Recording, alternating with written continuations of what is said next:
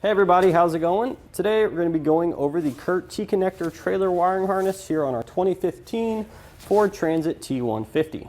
So a trailer wiring harness is going to be one of the few things that you need in order to tow a trailer with your T150. You're also going to need a trailer hitch as well as a ball mount and hitch ball. Now the trailer wiring harness is a pretty basic design and function. It's simply going to transfer the signals from the vehicle here to the trailer. Those signals are going to be the stop and turn signal circuits for both sides as well as the running light circuit. The stop and turn signal circuits are carried on the same wire for most trailers in the US. As we said, pretty simple and basic design. Depending on what trailer you're towing, if you're towing a travel trailer, a lot of the time those trailers can actually block the taillights on the vehicle, which is why we need some way to transfer those signals. It's also a legal requirement in every state. So this particular trailer wiring kit here comes with a 4-way flat, also referred to as a 4-pole. Now keep in mind, this is going to be the most common type of trailer connector, so more than likely the one you're going to need. There is another one that's used quite often, and that's a 7-way trailer connector. However, that's really only going to be for those larger trailers with electric brakes. If you have one of those, you're still going to need this, but you're also going to need an adapter to convert that to a 7-way, which we carry here at eTrailer. So this particular kit does utilize a powered module. Now what that means is we do have to run a power wire from the rear to the front, and I know that's kind of a hassle, but it's really all in good purpose because the reason for this power wire is it's going to protect the lights on our vehicle if there's any issues on the trailer, and vice versa. We don't have to worry about a short on one side affecting the other. So in regards to installation, this one is very simple. We really don't need any special tools. Just a common toolbox is probably going to have most of what we need. Maybe some wire crimpers and strippers. If you don't have those, you can pick those up here at eTrailer along with your wiring kit. We have some cost-effective options for you guys. But aside from that, the bulk of the installation is just running the wire. It doesn't require any splicing, so no modifications or anything like that. But with that being said, let's go ahead and walk you through this now. Give you guys selves about an hour or two to complete this. So to start our installation today, we need to open up the back doors on our Transit van. We're actually going to be removing the driver's side taillight assembly. So inside here, we're going to have 2 torque screws. We'll remove those both with a T20 Torx bit.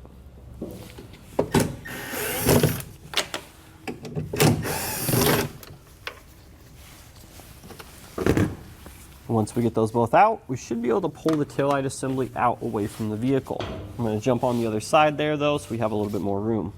So our taillight is being a little stubborn there at the bottom, so we're just going to come back with a trim panel tool there and pry it out like so. Now once we get away here, we're going to have a wiring connector we need to undo down here. So there should be a little tab on there. We'll just simply press that. Sometimes if there's a lot of crud or dirt in there, they can kind of hold on, they don't want to release. So you may need to use some sort of tool to depress it. So the next thing we're going to do is we're going to take our wiring harness here.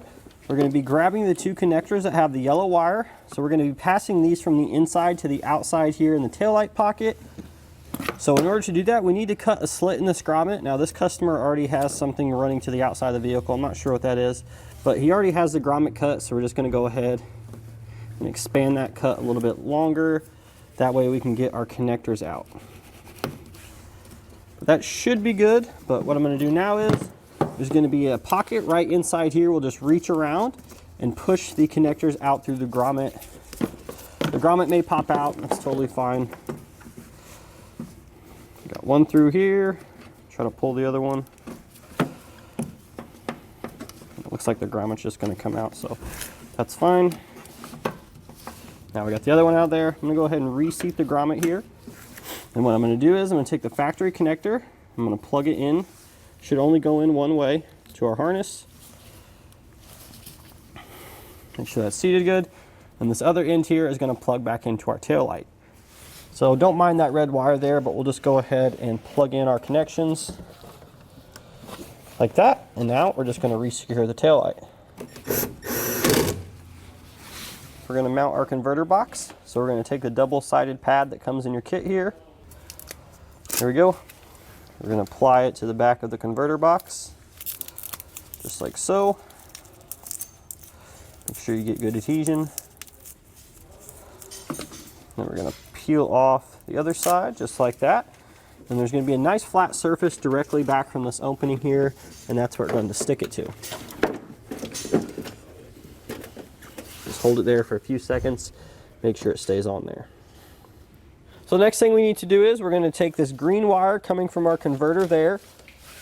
So this is going to go over to the passenger side taillight, pretty much just going to be repeating those same few steps, so everything's going to be the same as this side. We are, however, going to have to lift up this threshold panel here because we need to run our wire underneath. So I'll go ahead and show you how to do that now. Now ours is pretty dirty, so it's kind of hard to see, but we should have these little removable covers here. They're going to reveal some screws underneath that we'll need to remove to lift this panel off. There's going to be a few on each side. So right now we're just going to work at getting those covers off. Again, ours is pretty dirty here, so there's all kinds of dirt and grime around those. I'm just going to take my time here and try to get those out without causing any damage. You can use sort of a pick tool, or you can use like a flat blade screwdriver to get these out. Let's got that one there.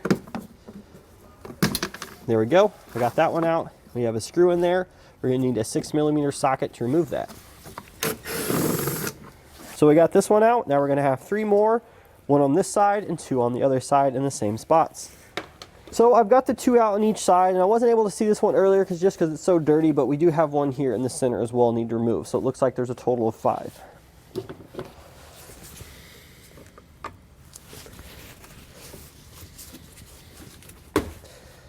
Now we should just be able to lift the panel up and off just like so. So now what we're going to do, we're just going to take our wire here and I'm just going to lay it on the floor, route it all the way to the other side there. I think I might sweep some of this dirt up so I can use some tape to just hold the wire down a little bit better. Now as you can see here, we have our green wire routed from the driver's side over to the passenger side, just taping it underneath that thresh panel. Make sure you don't cover those little rivets there, divots rather, whatever you want to call them. That's actually where the clips go in. So once we have it over here, we'll just go ahead, remove this panel here, sneak it through there, and then connect it to the taillight. Again, same thing we did on the other side.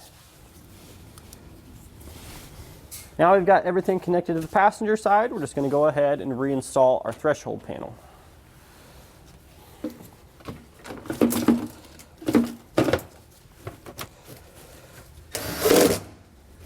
So the next thing we're going to do is we're going to take the white wire coming from the converter box with that ring terminal crimped on there. This is for our ground, so we're going to take our self-tapping screw and just find a bare piece of metal somewhere inside here to attach this to.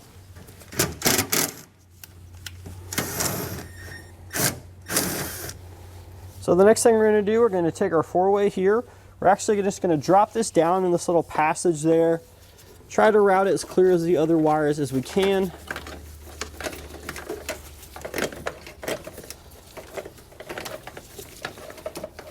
Once we get all that in there, we're actually going to go underneath the vehicle there, remove a panel, and try to fish that out. So here's that panel sort of directly below that cavity there. What we're going to do is we're just going to pull this off like so. And then I can actually see my wire if I look up in there, but you should just be able to reach up there and grab it. There we have it now. Pull that the rest of the way through like so. Now in order to reseat our grommet here, what we're going to do is we're going to take a knife, some sort of razor blade. We're just going to cut a slit in this grommet, kind of like how we did earlier with the grommets behind the taillights. But we just need to make something for our connector to pass through.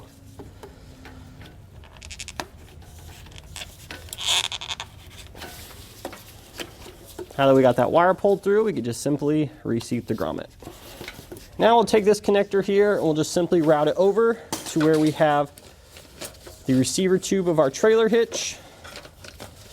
We're just going to go up and over this little cavity there in the hitch, and then we'll just secure it to the actual safety chain loops on the trailer hitch using the included dust cap. We'll show you that here in a second. So we'll take our dust cap here, place it over the connector just like so, and we'll loop it through the safety chain loops and attach it just like that. That's going to keep it secure. If you wanted to, you could use a couple zip ties up there as well, just as a fail-safe. Now the only thing left to do is to take our primary wire here. We're going to crimp on a butt connector. So this is essentially just our power wire.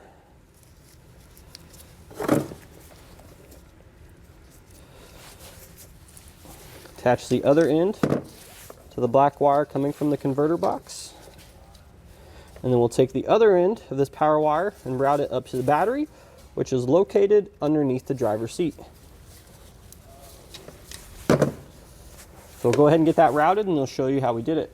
So we've got our power wire right in here. Now keep in mind, this is a work band that's been customized a little bit inside here in order to suit his particular needs. So it's probably not going to look the same as your guys's, but basically we just ran the power wire up sort of in this panel here and then tied it to that existing wiring that runs on the top cab of the corner there, or top corner of the cab there. We ran that all the way to the front of the vehicle and then we'll show you where it comes out at. So we're up here at the front of the vehicle now. Our wire should come out in this area here. I just tucked it behind this little panel here. We go all the way down and over to about this area here is where we're going to stop, because we need to move our seat all the way forward so we can access our battery, which is under the driver's seat. So you need to remove a couple panels. This panel here just simply slides out. It slides out from the back. Before you do that though, you do have to remove this here. And this is like a brace, sort of installs over that like so. And if we lift this up, there's going to be a couple screws holding this down. So we just take those off. We can pop this off, sort of slide it out. And then that little tray or that panel there will slide back. And once we do that, we're going to take our wire, come up and over the seat here, and just sort of zip tie it so it doesn't get caught up in the seat sliding mechanism. And then we're going to run it to the front there, and we can show you where we're going to make the connection to the positive terminal. So now we have our wire coming out from the bottom of the seat here. So what I'm going to do is I'm going to cut some of this excess off because we don't need this much. And then I'm going to splice on our fuse holder that comes in your kit. So in order to do that, we're going to take one of our butt connectors, crimp that on, and then the other end, we'll attach our fuse holder here, and then the other end of our fuse holder, we're going to attach our ring terminal, and then we'll remove the nut from the positive battery terminal. I believe that's going to be a 10mm socket. I will confirm though. So now if we look directly under the seat, we're going to take our 10mm socket and we're going to remove that nut from the positive battery terminal. Now you want to be careful not to touch any other metal while you have the wrench on the battery terminal. If you do, it will make a spark, but chances are you didn't damage anything, so don't worry too much. We'll just simply place the ring terminal over the stud and then re-secure the nut.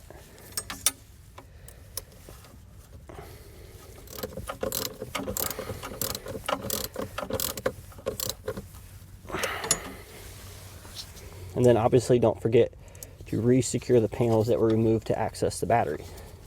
Go ahead and tuck that fuse holder down there along with our extra wires. And as we said, we'll go ahead and slide those panels back on, then we'll test out the lights to make sure they're working.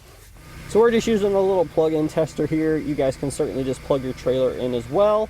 Let's go ahead and run through our signals now. Get the brakes, left turn, right turn, and then running lights. So there we go. Now I know everything's hooked up and working correctly. And that's going to do it today for our look and installation of the CURT T-connector trailer wiring harness here on our 2015 Ford Transit T150.